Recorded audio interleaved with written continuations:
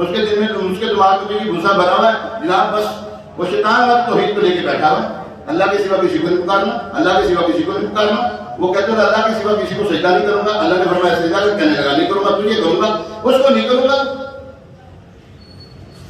اس کی توحید اس کو لے ڈوبی۔ نبی کی توحید اپنائیں، صحابہ کرام نے جس توحید پر عمل کیا اس کے اوپر عمل کریں۔ حضور علیہ السلام نے فرمایا بنی اسرائیل میں 72 فرقے تھے، کتنے فرقے تھے؟ 72 فرقے تھے، سارے جہنمی،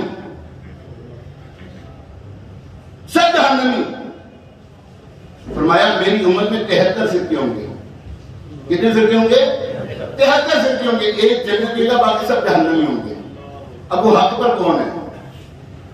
وہ حق پر کون ہے؟ صحابہ کرام نے رضوان عرض کی یا رسول اللہ صلی اللہ علیہ وسلم، وہ ناجی فرقہ، وہ نجات پانے والا فرقہ، وہ جنتی فرقہ کون سا ہے؟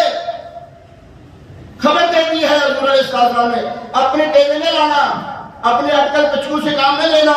حضور علیہ السلام نے فرمایا جو میرے اور میرے صحابہ کے طریقوں پر ہوگا وہی جنتی ہے، بس ختم ہو گیا۔ کئی دے دیا اللہ کے حبیب صلی اللہ علیہ وسلم نے، کون جنتی ہوگا؟ جو اللہ اور اس کے جو حضور علیہ السلام کے اور صحابہ کرام علیہ رضوان کے طریقے پر عمل کرے گا وہی جنتی ہے۔ ٹھیک ہے؟ جنتی کون ہے؟ یہ اونچی بولے گا، ہاں جو نبی پاک صلی اللہ علیہ وسلم کے طریقوں پر اور صحابہ کرام کے طریقوں پر عمل کرے گا وہی جنتی ہے، اس کے علاوہ کوئی جنتی نہیں ہو سکتا۔ کوئی کہے نہیں جی وہ تو حضور علیہ السلام پہ جھوٹ باندھ رہا ہے، شرم نہیں آتی؟ نبی کو جھٹلا رہا ہے، اور جس نے نبی کو جھٹلایا تھا حضرت عمر نے اس کی گردن مار دی تھی۔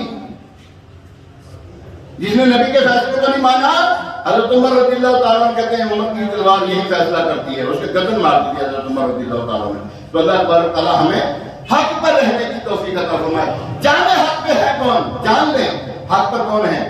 مسلک اعلی حضرت والے حق پر ہیں الحمدللہ عز و جل، ٹھیک ہے؟ آپ انہی کے ساتھ، انہی علماء کرام کے ساتھ ہیں، دعوت اسلامی کے ساتھ ہیں۔ دعوت اسلامی آپ کو حق کا راستہ بتاتی ہے، حق کے راستے پہ لے کے چلتی ہے۔ حضور علیہ السلام کی محبت کی جام بھر کر کے پلا رہی دعوت اسلامی۔